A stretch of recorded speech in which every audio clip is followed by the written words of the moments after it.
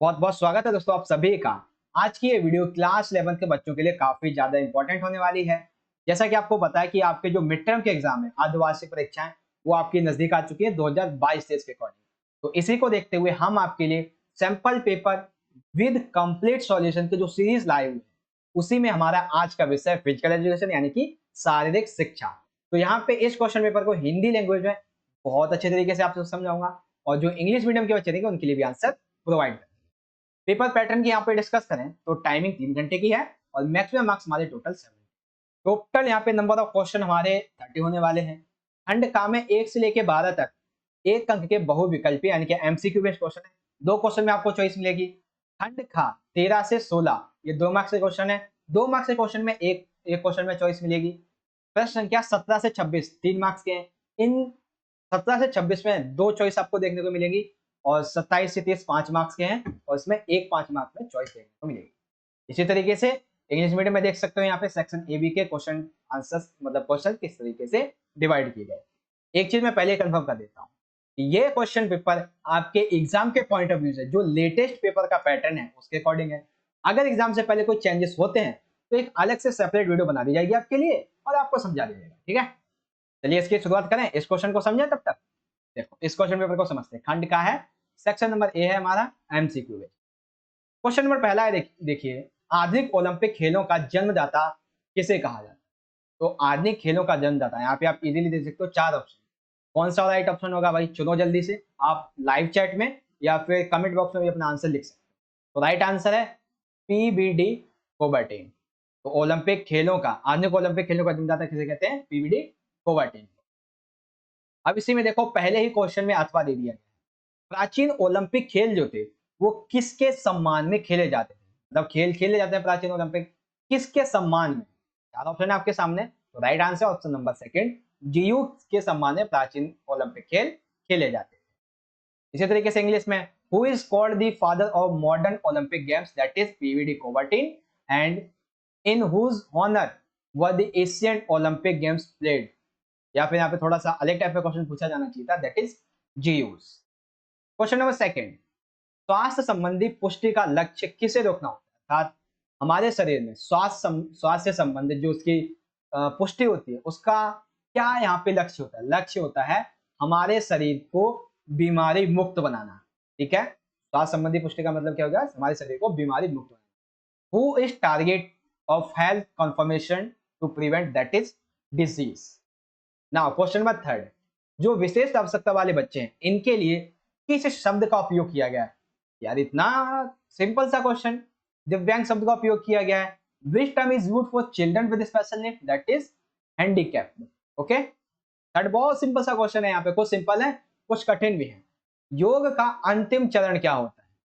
योग का अंतिम चरण धारण नहीं, धारणा नहीं, ध्यान नहीं, अच्छा हाँ समाधि होगा। ऑप्शन फोर्थ राइट है। What is the final stage of yoga, that is मॉस्टिलियम। नाउ क्वेश्चन नंबर 5, शरीर के जोड़ों की गति की क्षमता क्या है, अर्थात हमारे जो शरीर है उसके जो जोड़े होते हैं जैसे कंधे और कमर कूल्हे, इनकी जो जोड़ होती है इसकी क्षमता क्या कहलाती है, तो ये कहलाती है लचक। What is the capacity of movement in joints of the body called, that is suppleness. Now question number 6, पहले खेलो इंडिया गेम्स कहाँ हुए। देखो एक और एमसीक्यू मिल गया आपको। सबसे पहले खेलो इंडिया जो गेम्स थे वो कहाँ पे हुए थे, तो ये हुए थे दिल्ली में। कहाँ हुए थे, दिल्ली में हुए थे। अथवा में देखिए क्या है, खेल प्रबंधन जो है वो किस पर आधारित होता है, यानी कि जो स्पोर्ट्स मैनेजमेंट है वो किस पर आधारित होता है। क्या चतुर्चालक अधिकारी पे, बिल्कुल भी नहीं। कमजोर और लालची, बिल्कुल भी नहीं। यहाँ पे कौन सा है, ऑप्शन नंबर थर्ड, एक कुशल और प्रतिभाशाली जो अधिकारी होता है उसके लिए खेल प्रबंधन, मतलब वो खेल प्रबंधन इस पर आधारित होता है। तो आपको समझ में आ गया, पहले खेलो इंडिया गेम्स दिल्ली में, खेल प्रबंधन किस पर आधारित होता है, तो कुशल और प्रतिभाशाली व्यक्ति। तो where were the first games India games played, that is Delhi, and what is sport management based on, या फिर ऑन विच, इस तरीके से skilled and talented officer. I hope आपको सारे क्वेश्चन आंसर समझ में आ रहे होंगे अभी तक। आगे चलें, क्वेश्चन नंबर 7, सातवां है वसा अस्थि जल मांसपेशियां। वसा अस्थि जल ये सभी मांसपेशियों का प्रतिशत मानव शरीर में क्या कहलाता है? सिंपल सी बात है, वसा हो गया, अस्थि होगी, जल हो गया, वे मांसपेशियां, ये क्या कहलाएगा? शरीर की रचना ही है, शरीर की संरचना है।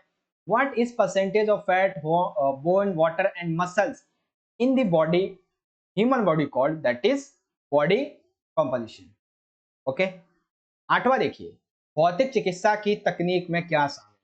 भौतिक चिकित्सा की तकनीक स्पेशली दिव्यांग बच्चों के लिए, तो इसमें मालिश भी सम्मिलित होती है, गति और व्यायाम भी सम्मिलित होती है, वेदोत्ताह जल चिकित्सा ये भी सम्मिलित होती है। The right answer is option number 4, techniques of physical therapy, that is option number 4, all of the above is right. आइए पाठवा समझ गए। नौवें क्वेश्चन की बात करें, शारीरिक शिक्षा का उद्देश्य क्या होता है? तो देखो, अगर आप शारीरिक शिक्षा की बात कर रहे हैं तो शारीरिक विकास ये तो होता ही है, लेकिन ये इसका मुख्य नहीं, एक अहम उद्देश्य है। मुख्य उद्देश्य इसका ये होता है व्यक्ति का सर्वांगीण विकास, क्योंकि शारीरिक शिक्षा में बहुत सारे फ्यूचर विकल्प होते हैं, ठीक है, कैरियर विकल्प होते हैं, उनको चूज करके अपना समृद्धि, सर्वांगीण विकास, कामक, मानसिक, शारीरिक हर एक तरीके का विकास कर सकता है। अर्थात शारीरिक शिक्षा का उद्देश्य होता है सर्वांगीण विकास करना। नवा क्वेश्चन देखिए, what is the purpose of physical education, that is all around development. Now question number 10, Olympic प्रतीक में कितने छल्ले होते हैं? सिंपल सा है, 5 छल्ले होते हैं। How many rings are in Olympic emblem, that is 5। I hope आप समझ रहे होंगे सारे क्वेश्चन आंसर को, ठीक है। 11वां देखिए, एक वाक चिकित्सक CWSN की क्रिया में किस तरीके से मदद करता है? तो एक वाक चिकित्सक, ठीक है, वाक चिकित्सक यानी जो इसे बोलने के संबंध में हो, तो इसका राइट आंसर देखो यहाँ पे जो है वो राइट होगा ऑप्शन नंबर 3, पोषण में। In nutrition a speech therapist help with the with which action of CWSN, that is in nutrition, यानी कि पोषण में। योग के कितने अंग होते हैं? सिंपल सी बात है भाई, योग के 8 अंग होते हैं, इसीलिए इसे योग को अष्टांग योग के रूप में भी जाना जाता है। कौन सा यम का भाग नहीं है? सत्य, अपरिग्रह, अस्तेय, ये यम के भाग हैं, लेकिन संतोष यम का भाग नहीं है। तो राइट आंसर ऑप्शन नंबर पहला। इंग्लिश में देखेंगे, how many parts of yoga are, that is 8, that's why the yoga is called Ashtanga yoga, which is not part of Vyama, that is satisfaction. Okay, now you well understand all the question of section number A, which is called MCQ based questions.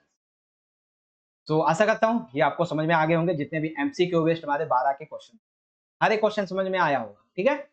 आगे बढ़ जाएं अगले section की तरफ, section number B. अब इसमें आपके बाकी के जो क्वेश्चन बच जाते हैं अराउंड 58 मार्क्स के, सब इसी में आने हैं। पहला है क्वेश्चन नंबर 13, आसन और प्राणायाम को परिभाषित कीजिए, 2 मार्क्स का। तो देखो भाई, आसन प्राणायाम क्या है? बेसिकली यहाँ पे आसन जो है वो योग की कई सारी मुद्राएं होती हैं। जो आपने योग की मुद्राएं देखी ऐसी, मतलब लिखने की नहीं, जो योग हम करते हैं, जिस तरीके से करते हैं, जिस तरीके का हमारा बॉडी पोस्चर होता है, उसी को कहते हैं आसन का, आसन कहते हैं। अब यहाँ पे एक व्यक्ति है जिनका नाम है पंतजलि, इन्होंने आसन का अर्थ बताया है स्थिर सुखम आसनम, अर्थात लंबे समय तक सुखपूर्वक बैठने की जो स्थिति है, इसे आसन का है। तो यहाँ पे मैंने एक व्यक्ति का नाम भी डाल दिया है। पंतजलि के अनुसार आसन है इससे सुखम आसनम, अर्थात लंबे समय तक सुखपूर्वक बैठने की स्थिति। ये तो हो गया आसन। अब समझिए प्राणायाम। प्राणायाम बेसिकली 2 शब्दों से मिलकर, एक है प्राण जिसका अर्थ होता है जीवन ऊर्जा, और दूसरा है आयाम जिसका अर्थ होता है नियंत्रण, अर्थात अपनी जीवन ऊर्जा, अपने श्वसन, अपने जो श्वास है और जो मतलब अपने श्वास पर नियंत्रण करके प्राणायाम करना ही प्राणायाम, मतलब नियंत्रण करना ही प्राणायाम करना। अपने श्वास पर नियंत्रण करना ही प्राणायाम होता है। आसन योग की विभिन्न मुद्राएं, प्राणायाम अपने श्वास पर नियंत्रण करके व्यायाम करना प्राणायाम। इसी तरीके से इंग्लिश में समझेंगे, डिफाइन आसन एंड प्राणायाम। तो आसन को किस तरीके से आप डिफाइन करोगे और प्राणायाम को कैसे डिफाइन करोगे, इस तरीके से आप ऐसे देख सकते हैं, ठीक है। ये आपको समझ में आ गया। अब यहाँ पे देखो 14, बहुत ही सिंपल सा आंसर है। सारी शिक्षा के 2 उद्देश्य, बहुत सारे उद्देश्य होते हैं। स्वास्थ्य विकास करता है, शारीरिक विकास करता है, मानसिक विकास करता है, भावनात्मक विकास करता है, नाड़ी संस्थान और मांसपेशीय संस्थान में समन्वय स्थापित करता है, व्यक्तित्व का विकास करता है, एक व्यक्ति का सामाजिक विकास करता है। तो 2 पूछे गए हैं, मैंने 7-8 बता दिए। कौन कौन सा? स्वास्थ्य तथा शारीरिक, मानसिक तथा भावनात्मक, व्यक्तित्व तथा सामाजिक, ये इस तरीके से आप इजीली समझ सकते हैं, ठीक है। तो क्वेश्चन नंबर 14 बहुत आसान सा है, right any 2 objectives of physical education. I hope आप समझ गए होंगे। Now question number 15। अब यहाँ पे देखो 2 मार्क्स में आ गई आपकी चॉइस वाला। पहला, ओलंपिक खेलों में मशाल की उपयोगिता सिद्धि, अर्थात ओलंपिक खेलों में मशाल का क्या उपयोग होता है इसे समझो। तो बेसिकली देखो, मशाल का सबसे पहले आरंभ हुआ था एम्स्टर्डम में 1920 के ओलंपिक खेलों में, ठीक है। मशाल की शुरुआत आरंभ हुआ था सर्वप्रथम एम्स्टर्डम में, एम्स्टर्डम एंड जो 1928 के ओलंपिक खेल हुए थे इसमें। ओलंपिक खेलों के उद्घाटन समारोह से कई महीने पहले इस मशाल को जला दिया जाता है और एक बार जलाए जाने के बाद ये मशाल की ज्योति तब तक जलती रहती है जब तक ओलंपिक खेल चलते रहते हैं, और जिस समय ओलंपिक खेल समाप्त हो जाते हैं तो ओलंपिक खेल के समापन के साथ ही ये जो ज्वाल होती है ओलंपिक मशाल ये भी बुझा दी जाती है, ठीक है। तो ओलंपिक खेलों में मशाल की उपयोगिता इस तरीके की होती है। आई होप इजी क्वेश्चन है, समझ में आ गया होगा। अथवा देखिए, स्वास्थ्य आहार सकारात्मक जीवन शैली का एक घटक है, चर्चा, अर्थात हमारे लिए स्वास्थ्य आहार एक अच्छी जीवन शैली का घटक है। कैसे है इसे समझना, देखते हैं भाई और समझते हैं। तो देखो, स्वास्थ्य आहार एक जीवन शैली के मूल घटकों में एक है। पहला, यह हमारी सकारात्मक जीवन शैली के नेतृत्व करने के लिए स्वास्थ्य आहार आवश्यक है। अर्थात यदि हमें सकारात्मक चीजों को सोचना है, हमारे लिए सकारात्मक जीवन शैली क्या होनी चाहिए, तो इसलिए हमें स्वस्थ आहार करना होता है। स्वास्थ्य आहार हमारे जीवन शैली में ताजा फल, सब्जियां, साबुत अनाज, कम वसा वाले खाने और डेयरी उत्पाद इन सभी में शामिल होता है। ये हमारे लिए स्वस्थ आहार होते हैं। ऐसे आहार हमारे शरीर में विटामिन, पोषक तत्व, खनिज की मात्रा ये सभी पर्याप्त मात्रा में बनाए रखते हैं, कम होती तो उसे पूरा कर देते हैं। तो सिंपल सिंपल से क्वेश्चन आंसर है, 2-2 मार्क्स में समझ रहे होंगे आप सभी। ओलंपिक खेलों में मशाल की उपयोगिता, स्वास्थ्य आहार सकारात्मक जीवन शैली की चर्चा, ठीक है। अब इंग्लिश में समझेंगे। तो prove the unity of torch in Olympic games, discuss healthy diet is component of A positive lifestyle. सबसे पहले जो टॉर्च है, टॉर्च इन ओलंपिक गेम्स, ये क्या है इस तरीके से, एंड देन हेल्थी डाइट किस लिए, हमारे पॉजिटिव परफेक्ट पॉजिटिव स्टाइल के लिए, पॉजिटिव जीवन शैली के लिए सही है। इस तरीके से आप लिख दोगे, ठीक है। समझ में आ रहा है सभी आंसर। अब आते हैं क्वेश्चन नंबर 16 पे। रूपांतरित शारीरिक शिक्षा के उद्देश्य, अर्थात रूपांतरित यानी कि मॉडिफाइड फिजिकल एजुकेशन, इसके क्या उद्देश्य है। तो पहला उद्देश्य है, जो भी सिंपल सा उद्देश्य है इसका, शारीरिक शिक्षाएं प्रदान करें, शारीरिक शिक्षा से संबंधित सेवाएं प्रदान करें, व्यक्तियों के अंदर आत्मसम्मान की भावना को बढ़ाए, शरीर में यांत्रिकी का ज्ञान विकसित किया जाए, खेल में लोगों की सक्रिय भागीदारी को बनाया जाए और एक व्यक्ति की शारीरिक क्षमता को भी बढ़ाया जाए। तो ये है रूपांतरित शारीरिक शिक्षा के उद्देश्य। आप इनमें से कोई 2 लिखोगे, 2 मार्क्स का है तो 2 लिख दोगे, ठीक है ना। अब इसी तरीके से इंग्लिश में write the objective of modified physical education, ये टोटल 5 है, इनमें से आप कोई से भी 3 से 4 लिख देना, ठीक है। नाउ क्वेश्चन नंबर 17 देखिए, ओलंपिक मूल्यों को स्पष्ट कीजिए। 2 मार्क्स में है तो 2 ओलंपिक मूल्य आपको समझाने, जिसमें सबसे पहला है श्रेष्ठता, अर्थात खेल में व पेशेवर जिंदगी में, अर्थात एक तो खेल में, स्पोर्ट्स में, और जो नॉर्मल लाइफ स्टाइल है, इसमें सर्वोत्तम हर एक व्यक्ति को अपना करना चाहिए।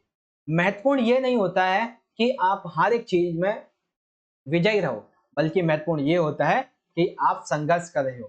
शारीरिक, मानसिक व इच्छा शक्ति के स्वास्थ्य संयोजन का आनंद लेना इस श्रेष्ठता के मूल्य के अंतर्गत आता है। आदर का मतलब क्या है, तो आदर का मतलब यह है व्यक्ति के अंदर आत्मसम्मान, दूसरों का आदर, प्राकृतिक वातावरण, इनके नियमों व विनियमों, इन सभी का पालन करने की भावना उस एथलीट, उस बंदे के अंदर जगाने की एक लक्ष्य होता है। यह आदर के संबंध में आ गया। मित्रता, ओलंपिक खेलों का एक सार, एक केंद्र बिंदु होता है मित्रता, क्योंकि व्यक्तिगत रूप से एवं विश्व के सभी व्यक्तियों के बीच में आपसी समझ व तालमेल को ये बढ़ावा देता है। तो जब भी हम ओलंपिक के जो एक सेकेंड कहाँ गया, हाँ नीचे आ जा, हाँ ओलंपिक मूल्यों की बात करेंगे तो श्रेष्ठता का भावना आती है, आदर की भावना, और वैश्विक स्तर पर खेलों में मित्रता की भावना को विकसित करना। देन यहाँ पे 17 देखिए इंग्लिश में, एक्सप्लेन ओलंपिक वैल्यूज। तो excellence first, second respect, third friends. तो ये 3 है, excellence, respect and friends. I hope आप समझ गए होंगे। नाउ क्वेश्चन नंबर 18, सकारात्मक जीवन शैली के किन्हीं 3 घटकों को बताइए।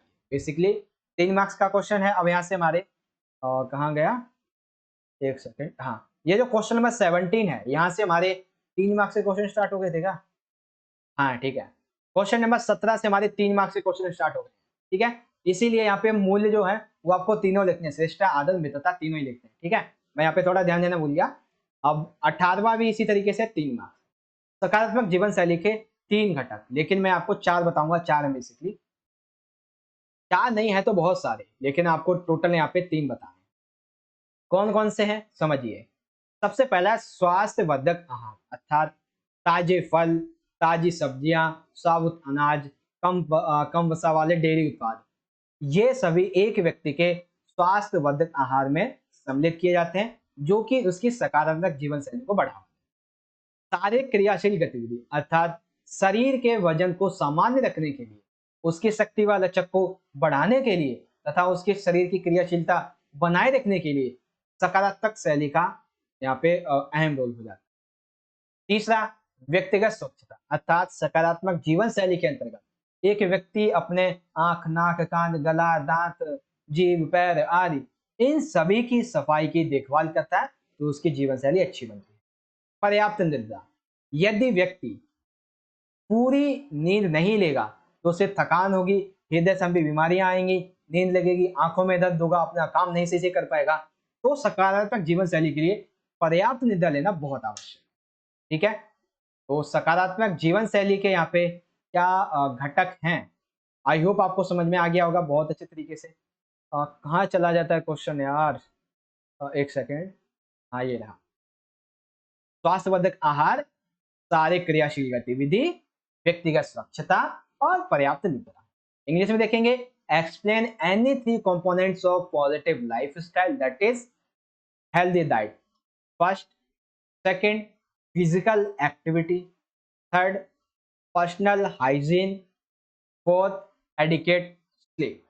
Now that is answer. अब देखिए, अब आता है 3 मार्क्स में ऑप्शन वाला क्वेश्चन। खेलो इंडिया कार्यक्रम का वर्णन कीजिए। पहले खेलो इंडिया कार्यक्रम का वर्णन करेंगे, फिर इसी के तहत कुछ 6 घटक समझाने हैं। ठीक है, वर्णन और घटक, ये अलग से 5 मार्क्स से पूछा जा सकता है या फिर एक एक करके इस तरीके से।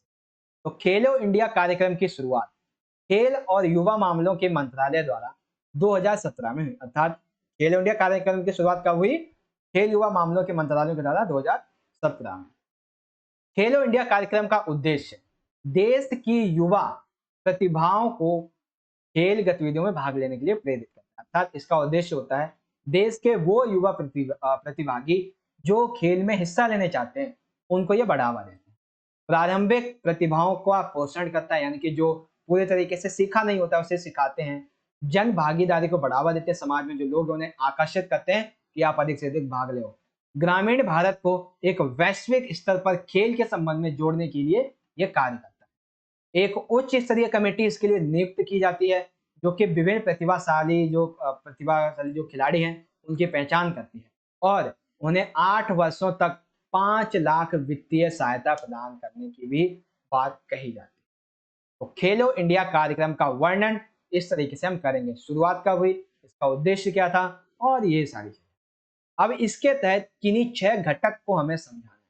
तो कौन कौन से घटक आ जाते हैं बेसिकली, तो इसमें इसके 12 घटकों को शामिल किया जाता है। ठीक है, और 12 घटकों में से हम कुछ घटकों को समझ लेते हैं। पहला घटक है खेलो इंडिया प्रोग्राम में कि ये खेल के जो मैदान होते हैं इसका विकास करते हैं। वार्षिक तौर पर खेल कूद की प्रतियोगिताएं जो होती हैं उसको आयोजित करते हैं। ग्रामीण, स्वदेशी और जो आदिवासी हैं इन सभी के खेलों को बढ़ावा देते हैं। सामुदायिक कोचिंग इसका विकास करते हैं। राज्य स्तरीय जो खेल हैं इसे राज्य स्तरीय खेलों इंडिया केंद्र के रूप में खेले जाते हैं। राष्ट्रीय, क्षेत्रीय, राज्य, ये सभी खेल अकादमियों की सहायता से खेले जाते हैं। स्कूल जाने वाले बच्चों के लिए सारे फिटनेस का इंतजाम किया जाता है। दिव्यांग बच्चों के लिए भी खेल को बढ़ावा दिया जाता है। तो खेलो इंडिया प्रोग्राम के कुल 12 घटक है, जिसमें से कुछ 8 से 10 मैंने आपको यहाँ पे समझाए। ठीक है, तो दोनों ही क्वेश्चन आपके कंप्लीट हो गए। कौन कौन से? खेलो इंडिया कार्यक्रम का वर्णन, खेलो इंडिया कार्यक्रम के तहत निर्धारित किए गए कोई 6 घटक। अब देखेंगे इंग्लिश में। Describe the Khelo India programme. Khelo India programme कब बनाया गया? 2017 में। इसके ऑब्जेक्टिव्स क्या है और ये पॉइंट। फिर हमें कोई 6 कंपोनेंट्स लिखने हैं जो कि खेलो इंडिया प्रोग्राम के अंतर्गत आते हैं। तो टोटल इसके 12 कंपोनेंट्स होते हैं। यहाँ पे मैंने आपको 8 समझाने की कोशिश की और इजीली आप यहाँ पे समझ भी सकते। आई होप क्वेश्चन नंबर 19 आपको समझ में आ गया। बात करते हैं क्वेश्चन नंबर 20 की। प्राचीन ओलंपिक खेलों को समझाइए, 3 मार्क्स का। बेसिकली प्राचीन ओलंपिक खेल 776 बीसी से स्टार्ट हो चुके थे। ये खेल जो थे वो एक धर्म के आधार पर खेले जाते थे। बेसिकली यूनान के देवता जो ज्यूस थे, इनके सम्मान में इन खेलों को खेला जाता। और इन खेलों में केवल वहीं के लोग यानी कि यूनानी लोग ही इसमें भाग ले सकते थे। इस खेल की शुरुआत में जो सबसे पहले विजेता थे उनका नाम था कोरिबस मिलो। और जो भी विजेता बनता था इस खेल में, उसे कोई मेडल नहीं देते थे, कोई पदक नहीं देते थे, बल्कि जैतून के पेड़ों के पत्तों से सम्मानित किया जाता था, क्योंकि उस समय इस पेड़ का, इस पत्तों का बहुत महत्व था। लगभग 394 एडी में रोमन राजा थियोडोसिस एक के द्वारा ये ओलंपिक खेल, प्राचीन ओलंपिक खेल बंद कर दिए। ठीक है, ये समझ गए आप। इसी तरीके से इंग्लिश में समझ लेंगे। Explain the Asian Olympic games. तो इजीली आप यहाँ से इसे रीड आउट कर सकते हो, बाकी हिंदी मैंने आपको समझाई। अब यहाँ पे जाता है क्वेश्चन नंबर 21। विशेष आवश्यकता वाले बच्चों के लिए शारीरिक शिक्षा की भूमिका क्या है? What is the role of physical education for children with special needs? तो देखो, बेसिकली सबसे पहले इसमें अधिनियम 2016 आता है। अधिनियम 2016 ये कहता है कि विशेष आवश्यकता वाले बच्चों के लिए जो शारीरिक क्रियाएं हैं उनको करवाने के लिए फिजिकल एजुकेशन टीचर को अपने पाठ्यक्रम में कुछ बदलाव किया जाना चाहिए, जो उन बच्चों की शारीरिक गतिविधि के अनुसार। किसी विशेष आवश्यकता वाले बच्चों के लिए जो विशेष उपकरण है उसकी व्यवस्था की जानी चाहिए। इसमें एक एग्जाम्पल बताया गया, बाल संबंधी खेल, अर्थात विशेष आवश्यकता वाले बच्चों के लिए ऐसे खेल विशेष ढंग से तैयार किए जाएं जिससे कि गामक क्रियाओं में वृद्धि हो, जैसे कि गति, शक्ति, तालमेल संबंधी जो क्रिया है इसमें वृद्धि। शोधकर्ताओं ने ये पाया है कि जैसे बॉल का फेंकना, उसको पकड़ना, घूर्णन करना, इन सभी क्रियाओं से क्या होता है, एक दिव्यांग बच्चे में, स्पेशली वाले बच्चे में, उसकी मांसपेशियों के संबंध में शक्ति में वृद्धि होती है। साथ ही साथ एक शारीरिक शिक्षक जो है वो बच्चे के अभिभावक एवं चिकित्सक की मदद से विशेष आवश्यकता वाले बच्चे की जो क्षमता है इसके आधार पर क्रिया तैयार कर सकता है, खेल तैयार कर सकता है, तथा उस बच्चे के जो चिकित्सक है उससे भी सलाह ले सकता है। तो एक विशेष आवश्यकता वाले बच्चे के जीवन में एक शारीरिक शिक्षा की क्या भूमिका होती है, आई होप इजीली आप समझ गए होंगे। देन इंग्लिश में समझेंगे। Describe the role of physical education teacher with special need according to act 2016 and then जो चिल्ड्रंस गेम्स है इसके बाद। ठीक है, and the last point is इस तरीके से। ये समझ में आ गया। आगे आता है क्वेश्चन नंबर 22। अब हमें समझाना है सुयोग्यता का महत्व। सुयोग्यता का महत्व क्या है? तो देखो, सुयोग्यता का महत्व सबसे पहला, मांसपेशियों की टोनिंग एवं सुधार में मदद, अर्थात मांसपेशियां जो है उसमें सुधार लाता है। सिंपल, चोट के बाद आरोग्य प्राप्ति के समय को कम करना, अर्थात चोट के पश्चात उसको ठीक करने में और उसको शरीर तक कम हानि पहुंचाने में मदद करता है। उचित पोषण संबंधी जो जरूरतें हैं उन सभी जरूरतों को पूरा करता है। जीवन की चुनौतियों का सामना करने की हिम्मत देता है। ऐसी स्थितियां जिनसे हम कभी परिचित नहीं थे वो हमारे सामने खड़ी हो जाती है, तो उनसे निपटने में हमारी सहायता करती है। पूरे शरीर को नियंत्रित करना एवं उसमें सुधार करता है। सकारात्मक जीवन शैली और उस जीवन शैली को और कैसे मजबूत बनाना है, ये सुयोग्यता के अंतर्गत, इस मैथ के अंतर्गत आता है। तो 3 मार्क्स में मैंने 6 पॉइंट आपको समझाए हैं। आप कुछ भी, कितने भी चाहो तो पॉइंट लिख सकते हो, कम से कम 4 से 5, 4 तो लिखने। ठीक है, ये आपको समझ में आ गया। ठीक इसी तरीके से हिंदी में explain the importance of competency. Competency की यहाँ पे इंपॉर्टेंस क्या है? ये इंपॉर्टेंस है इसकी ABCDEF, इसीलिए आप यहाँ पे रीड आउट कर सकते हैं। नाउ क्वेश्चन नंबर 23 की बात करते हैं। थर्ड है, किन्हीं 3 षटकर्म क्रियाओं का वर्णन कीजिए। बेसिकली षटकर्म यानी कि इसमें 6 क्रियाएं होती हैं, लेकिन हमें कोई 3 क्रियाएं समझानी।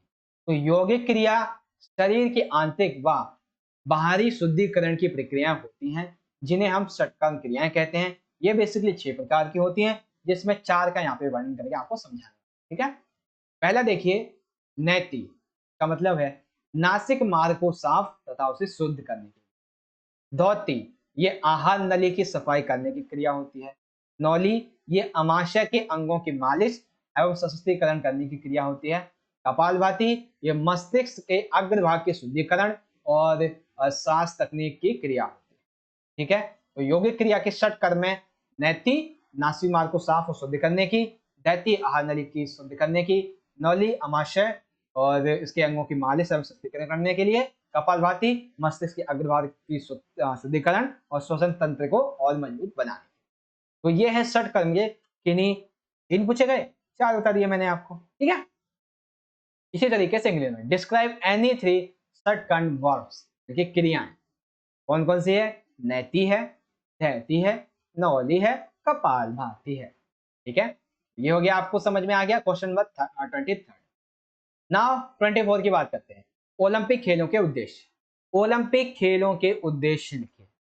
टोटल 3 मार्क्स का है, तो यहाँ पे आपको 4 से 5 लिख सकते हैं। पहला देखो, ओलंपिक खेल क्या करते हैं, विश्व के लोगों में बौद्धिक, शारीरिक एवं नैतिक शिक्षा और कल्याण की एक जो भावना है इसे उत्पन्न करते हैं। ठीक है, तो विश्व के लोगों में बौद्धिक, शारीरिक, नैतिक और कल्याण की भावना को उत्पन्न करना। सेकेंड, व्यक्ति के अंदर शारीरिक तथा मानसिक स्वास्थ्य के संबंध में जो गतिविधियां हैं उसमें आनंद कैसे लिया जा सकता है, उससे क्या फायदा होता है, इस संबंध में उसे समझाना। राष्ट्रीय और अंतरराष्ट्रीय शैक्षिक और अन्य संस्थाओं के द्वारा दूसरे उत्तरदायी जो निकाय है उनके साथ में सहायता करके ओलंपिक खेलों को अंजाम देना। चौथा, सारी गतिविधियां जैसे कि खेल, खेलकूद, ऐसे में लोगों की रुचि बढ़ाने के लिए इसमें कई सारे कार्य किए जाते हैं। विभिन्न राष्ट्र और देशों के बीच में एक अच्छी समझ, एक अच्छा रिश्ता कायम करने में ये मदद करते हैं। व्यक्तिगत चरित्र, बेहतर नागरिकता गुण, स्वास्थ्य, कुशल जीवन शैली, ये सभी ओलंपिक खेल जो है उनके उद्देश्य हैं। जाति, नस्ल, धर्म के आधार पे किसी भी प्रकार का कोई भी भेदभाव ना हो और खिलाड़ी अवश्य होने चाहिए इस तरीके। तो यानी कि ओलंपिक खेलों का उद्देश्य वैश्विक स्तर पर विभिन्न लोगों में उनका विकास, विभिन्न संस्थानों में लोगों को उनका विकास, खेल में लोगों को जागरूक करना, देशों के बीच में अच्छा संबंध स्थापित करना, किसी भी तरह का भेदभाव ना हो, ये सभी ओलंपिक खेलों के उद्देश्य के अंतर्गत। एंड आई होप सारी के सारी चीजें आपको यहाँ पे अच्छे समझ में आ रही होंगी। समझ में आ रही तो लाइक करो और कमेंट करके बताओ यस सर समझ में आ रही है ना। चलो इंग्लिश में देखो, right the objectives of Olympic games. Olympic games के ऑब्जेक्टिव्स क्या है, विशेषताएं क्या है, तो ये हैं कुछ विशेषताएं। पहली विशेषता, दूसरी विशेषता, तीसरी, चौथी, पांचवी, छठी एंड द लास्ट। इस तरीके से आप इसको यहाँ पे एक्सप्लेन कर सकते हैं। नाउ नेक्स्ट क्वेश्चन पे बढ़े। चलिए क्वेश्चन नंबर 25 है, विशेष आवश्यकता वाले बच्चों के लिए वाक चिकित्सक की भूमिका बताइए। एक वाक चिकित्सक की विशेष आवश्यकता वाले बच्चों के लिए क्या भूमिका हो सकती है, यानी कि ऐसा चिकित्सक जो वाक यानी कि बोलने के संबंध में। तो सबसे पहला जो भाषण है इसकी अभिव्यक्ति, अर्थात जब वो बोलता है तो देखो भाषण की अभिव्यक्ति कैसे होती है, हमारी जीभ, होठ, जबड़ा, तालू। जब अभी मैं बोल रहा हूं तो हमारी जीभ, होठ, जबड़ा और तालू, इसलिए तालू आपको दिखता नहीं होगा, वो अंदर ही होता है कंठ के पास में। तो ये आपस में जब मिलते हैं तब एक वॉइस उत्पन्न होती है। मैं जो बोल रहा हूं ये एक भाषण की अभिव्यक्ति है, ठीक है ना, जिससे अलग अलग प्रकार के शब्दों की ध्वनि निकलती है। जैसे कि अलग अलग प्रकार के शब्दों की ध्वनि अलग अलग निकल रही है, हर एक व्यक्ति की आवाज अलग होती है। वाक चिकित्सक बच्चों की भाषण की अभिव्यक्ति में सुधार करने में सहायक होता है, किस तरीके से वो बोलेगा। दूसरा, प्रभावित भाषा कौशल, अर्थात बच्चे को बोलने के साथ में एक सांकेतिक भाषा का प्रयोग कैसे करना है वो भी सिखाता है, जिससे कि वो किसी के भी हाव भाव को आसानी से समझ सके। श्रवण कौशल में सुधार, अर्थात बच्चे की सुनने की जो क्षमता है उसकी विकास में सहायता करता है, ताकि वो एक नई शब्दावली, नए शब्द, नए वर्ड को सीख सके और छोटे छोटे वर्डों को मिलाकर आसानी से सेंटेंस बोल सके, अपने सहपाठियों से बातचीत कर सके, अपने माता पिता से बातचीत कर सके। तो श्रवण कौशल में सुधार कर सकते हैं। वाक्पटुता, अर्थात कई बार जो है बच्चे हकला के बोलते हैं, रुक रुक के बोलते हैं, शब्दों को दोहराने लगते हैं, या फिर कई बार शब्दों को बोलते समय जो चेहरे के हाव भाव हैं वो कभी गुस्से में, कभी मतलब खींचे खींचे से रहते हैं। तो ऐसी वाक्पटुता को, बोलने के संबंध में जो विकार हैं उन सभी को दूर करते हैं। ठीक है, तो इस संबंध में विशेष आवश्यकता वाले बच्चों के लिए एक वाक चिकित्सक की क्या भूमिका होनी चाहिए। आई होप आप अच्छे तरीके से समझ गए होंगे। इंग्लिश में देखेंगे, describe the role of speech therapist for children with special need, that is expression of speech, effective language skills, and then improve listening skills, and then speech impairment। ये आप लिखोगे इजीली इस क्वेश्चन के answer. Now अब यहाँ पे आता है हमारा ऑप्शन वाला क्वेश्चन, क्वेश्चन नंबर 30, मतलब 3 मार्क्स में। योग के महत्व को समझाएं। तो चलिए योग के महत्व को समझते हैं। योग में शारीरिक व मानसिक व्यायाम होते हैं जो शरीर के लिए लाभ, तो हमारे शरीर को योग तंदुरुस्त बनाते हैं, हमें स्वस्थ रखने में मदद करता है, हमारे हृदय, हमारे फेफड़े, इन सभी के कार्य क्षमता में वृद्धि करता है। नियमित अभ्यास से हमारा शरीर रोग मुक्त हो सकता है। शरीर की शक्ति, चपलता, लोच, समन्वय, इन सभी को बढ़ावा मिलता है। हमारे शरीर की थकान को दूर करने में सहायता करता है। मानसिक शक्ति यानी कि हमारी जो स्मरण शक्ति है उसको और ज्यादा मजबूत बनाता है। हमारे पूरे ही शारीरिक ढांचे में सुधार लेके आता है। तो ये है योग के कुछ महत्व, ठीक है। अथवा में देखिए, आधुनिक या फिर कह लो ग्रीष्मकालीन तथा शीतकालीन जो ओलंपिक्स होते हैं इनमें क्या डिफरेंस होता है, तो अब इन डिफरेंस को समझते हैं। देखो, आधुनिक या ग्रीष्मकालीन, तो बेसिकली ये 1896 ईस्वी में एंथेस यानी कि यूनान में प्रारंभ किए थे, जिनका श्रेय बैरन पेरी डी कोवर्टिन को जाता है। 16 जून 1894 पेरिस की गोष्ठी में यह निर्णय लिया गया कि ओलंपिक खेलों का जो आयोजन है वो हर 4 वर्ष में एक बार किया जाएगा। अब तक कई बार ओलंपिक खेल रद्द हुए, जैसे कि 1916 में जब फर्स्ट वर्ल्ड वॉर चल रहा था, 1940 और 44 में जब सेकेंड वर्ल्ड वॉर चल रहा था, अभी 2021 में भी हुए हैं, 2022 में भी हुए हैं, ठीक है। 2024 व 28 में ये होने वाले हैं जो आधुनिक ओलंपिक खेल है, ये होंगे अब न्यूयॉर्क में, ठीक है। आधुनिक ओलंपिक खेलों में विजेताओं को स्वर्ण पदक दिए जाते हैं, रजत पदक, कांस्य पदक, डिप्लोमा पदक, इस तरीके से सम्मानित किया जाता है।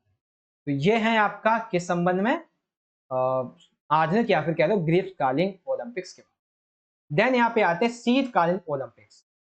अब ये क्या होते हैं, तो आईओसी के द्वारा आयोजित शीतकालीन जो खेल है वो बर्फ पर खेले जाते हैं, जैसे कि आइस स्केटिंग, आइस हॉकी, ये सभी जो है 4 वर्ष में आयोजित होते हैं।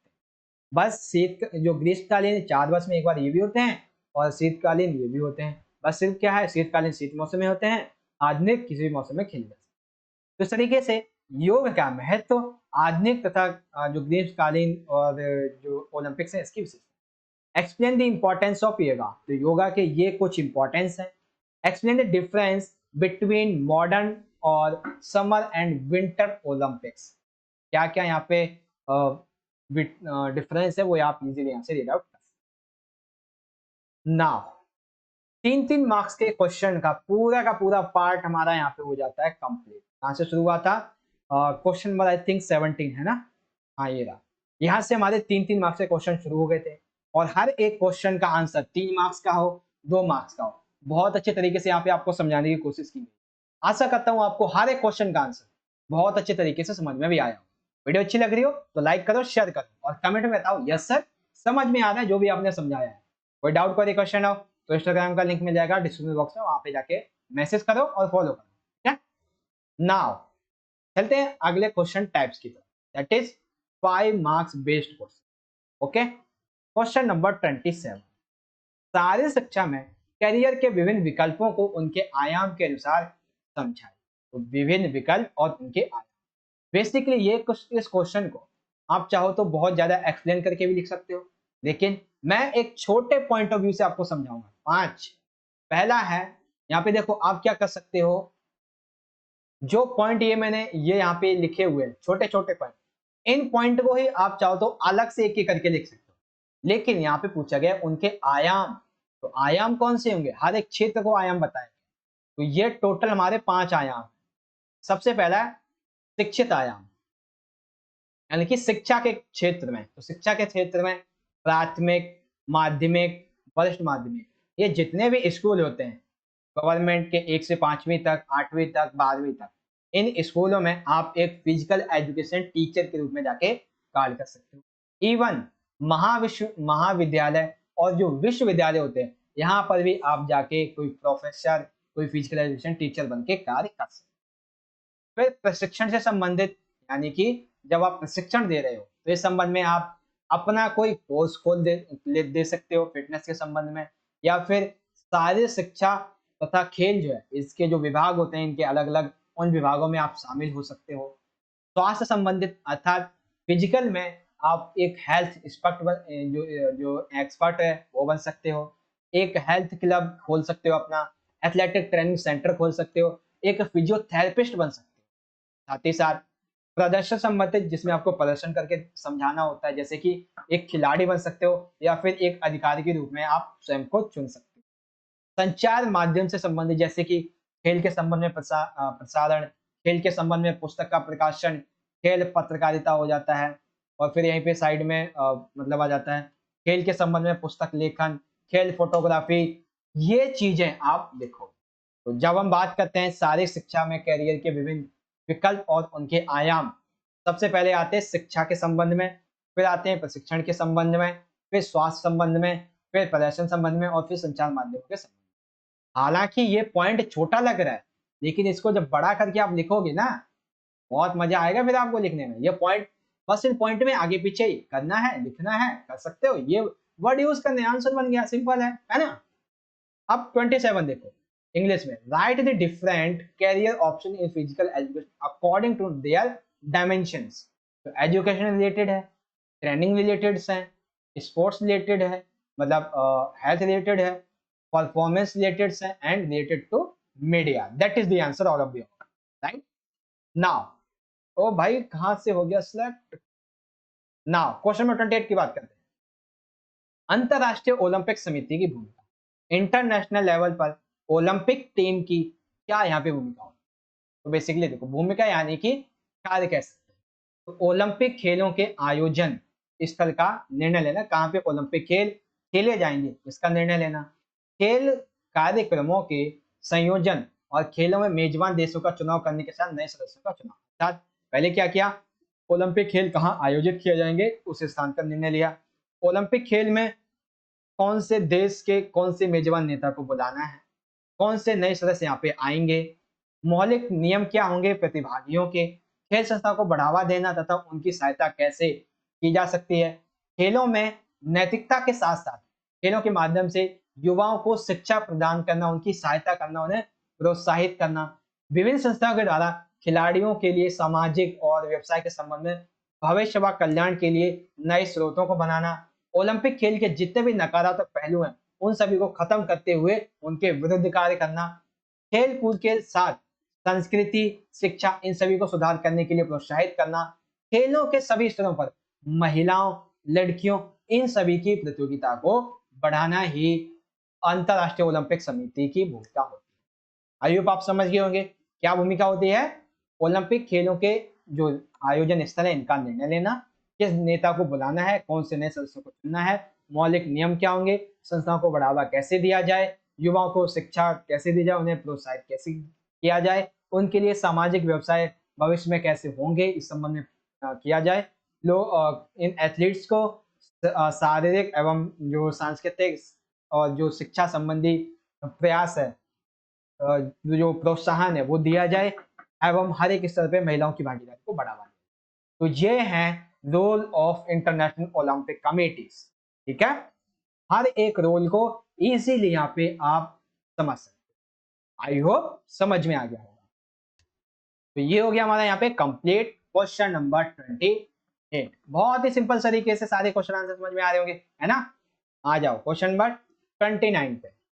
रूपांतरित शारीरिक शिक्षा को प्रभावी बनाने के लिए किन सिद्धांत नियमों का पालन करना आवश्यक है, विवरण कीजिए।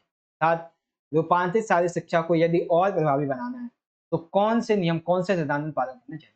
देखो, रूपांतरित शारीरिक शिक्षा दिव्यांग बच्चों को व्यक्तिगत रूप से सुरक्षित, संतुष्टिदायक शारीरिक क्रियाओं से संबंधित सफल अनुभव प्रदान करती है, जिसके लिए हमें कई जो सिद्धांत है उनका पालन करना चाहिए।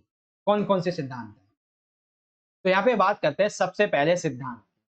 पहला देखो क्या है, चिकित्सा परीक्षण। अर्थात इसका मतलब क्या है, तो यदि हमें रूपांतरित शारीरिक शिक्षा को और ज्यादा प्रभावी बनाना है, यानी कि जो मॉडिफाइड फिजिकल एजुकेशन है, तो इसके लिए सबसे पहले हमें उस विद्यार्थी की जो मानसिक स्वास्थ्य जो स्थिति है, इसका अनुसरण कर लेना चाहिए, इसका परीक्षण कर लेना चाहिए, चिकित्सा परीक्षण कर लेना चाहिए, क्योंकि इसके बिना हम ये समझ ही नहीं पाएंगे कि वो किस संबंध में असमर्थ है। ठीक, रुचि अनुसार कार्यक्रम, अर्थात कार्यक्रम जो है वो विद्यार्थियों की रुचि, उनकी योग्यता, उनके अनुभव, पूर्ण अनुभव कैसा था उस संबंध के खेल में और अच्छा कैसे बनाया जाए, ये हमें ध्यान रखना चाहिए। ये जानकारी अध्यापकों को होनी चाहिए और इस जानकारी के तहत ये एक अच्छा और सफल कार्यक्रम बना सकते। तीसरा है उपकरण आवश्यकता के अनुसार, अर्थात जो उपकरण है वो विद्यार्थियों की असमर्थता के अनुसार होने चाहिए। फॉर एग्जाम्पल, जैसे दृष्टि संबंधित क्षति वाले जो विद्यार्थी हैं, इनके लिए जो गेंद है उनमें घंटियां बंधी होनी चाहिए, ताकि जब भी वो बॉल फर्श पर लुढ़के तो उसकी आवाज से वो उसे जाके पकड़ सके और विद्यार्थी आवाज को सुनकर बॉल की दिशा व दूरी समझ लेगा, उसे पकड़ लेगा। तो ऐसे उपकरण विशेष आवश्यकता वाले बच्चों के लिए उनकी अक्षमता के अनुसार लाने चाहिए। के बाद विशेष पर्यावरण प्रदान करना, अर्थात बच्चों की गति क्षमताएं सीमित होने पर खेल के बीच खेल के बीच भी सीमित करना चाहिए। अर्थात हमें क्या करना चाहिए, एक तो हमने पहले देख लिया उनकी क्षमता क्या, लेकिन अगर हमें लग रहा है कि हमने उसकी क्षमता के अनुसार उसको एक खेल दे दिया, एक कार्यक्रम बना दिया, लेकिन वो उस कार्यक्रम को सही से नहीं कर पा रहे, तो हमें इसे बीच में रोक देना चाहिए। भाषा अक्षम बच्चों को खेल के बीच में आराम देना, अर्थात वे बच्चे जो भाषा अक्षम है, जो सही से बोल नहीं पाते हैं, उन्हें खेल में थोड़ा समय देना चाहिए, उनके क्षेत्र को थोड़ा सीमित कर देना चाहिए। क्यों? क्योंकि जब वो थोड़ा रुकेंगे, उन्हें थोड़ा रेस्ट मिलेगा, तब उनके अंदर की जो एक वॉइस कॉलिंग, एक तरीके से हम कह सकते हैं, आप ये कह सकते हो, भाषण अभिव्यक्ति की जो भावना है वो थोड़ी स्थिर हो जाएगी और वो फिर बाद में जब थोड़ी देर बाद बोलेगा तो इजीली आप उसको समझ पाओ। ठीक है ना? तो चिकित्सा परीक्षण, रुचि अनुसार कार्यक्रम, उपकरण आवश्यकता के अनुसार होने चाहिए, विशेष पर्यावरण प्रदान करना और विद्यार्थियों की आवश्यकता के अनुसार संशोधन किया जाना, ये सभी इसके अंतर्गत आते हैं। तो रूपांतरित शारीरिक शिक्षा को प्रभावित बनाने के लिए किन किन सिद्धांतों का उपयोग करना चाहिए? Hope you will understand now. English में समझे? तो इंग्लिश में क्वेश्चन है, what principles that rules are required to be followed in order to make modified physical education effective? Give details. सबसे पहले हम देखेंगे, सबसे पहला पॉइंट है हमारा medical examination. Medical examination. Second, programs of interest. Equipment should be as per requirements, providing a special environment. The rules should be amended according the needs of our student. तो पहला है मेडिकल एग्जामिनेशन, सेकंड है programmes of interested या फिर based on interested, equipment should be as per requirement, proving a special needs environment है basically, providing the rules should be attending according to the needs of the student. Now question number 30 is the last answer. That is last or someone is okay, that is last. कहाँ जा रहा है? आजा आजा। हाँ देखो, question है पहला इसमें, शारीरिक पुष्टि के अंग, शारीरिक पुष्टि के अंगों को समझाना। तो पहले इस क्वेश्चन को देखेंगे, दूसरे को बाद में पढ़ते हैं। शारीरिक पुष्टि के अंग बेसिकली देखो टोटल 5 होते हैं। कितने होते हैं?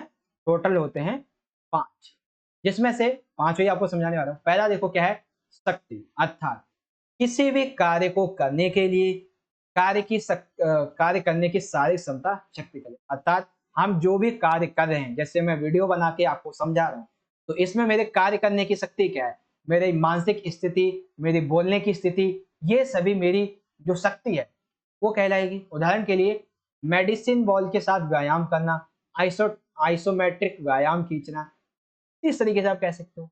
गति, यह एक तरह की क्रिया बहुत तेज करना है, अर्थात ये एक तरह की ऐसी क्रिया होती है जिसे बहुत तेज गति करना कहते हैं, यानी कि शरीर के अंगों को अधिकतम घुमाने की क्षमता गति कहलाती है। गति प्रदर्शन विभिन्न खेलों में विभिन्न रूपों में प्रकट होता है, यानी कि अलग अलग खेलों में अलग अलग रूप में ये गति प्रकट होती है, जैसे कि तेजी से लय के साथ अभ्यास करना, अति धैर्य, पुनरावृत्ति व त्वरण दौड़ों का अभ्यास करना, ये सभी गति के संबंध में दर्शाते हैं। सहन क्षमता, यह कार्य को जारी रखने की योग्यता और थकावट को रोकने योग्य विरोधी योग्यता कहलाती है। अर्थात मान लेते हैं ये वीडियो 50 मिनट की है और यदि आप 50 मिनट लगातार इस क्वेश्चन वीडियो को कंप्लीट समझ लेते हो तो आपको समझ में आ जाएगा। तो ये क्या है, ये आपकी एक ऐसी सहन क्षमता, वो आपकी जो थकान है, पढ़ाई के संबंध में थकान, उसको रोकने में सहायता कर रही है और आपकी जो शारीरिक और जो मानसिक स्थिति है उसकी योग्यता को और ज्यादा अच्छा बना रही है। इससे आप पूरे क्वेश्चन पेपर को समझ जाओगे, सारे कॉन्सेप्ट क्लियर हो जाएंगे। तो ये सहन क्षमता इस संबंध में समझ सकते हो।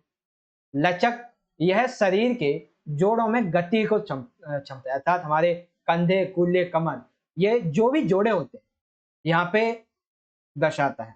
लचीलापन एक संयुक्त रचना संरचना, चारों ओर की गति की सीमा, मांसपेशियों की लंबाई, संयुक्त रचना अन्य कारकों से प्रभावित होती है। अर्थात लचक जो है वो हमारी गति की क्या सीमा है, हमारी मांसपेशी की लंबाई कितनी है, संयुक्त रचना क्या है एवं अन्य कारकों की वजह से ये प्रभावित होती है।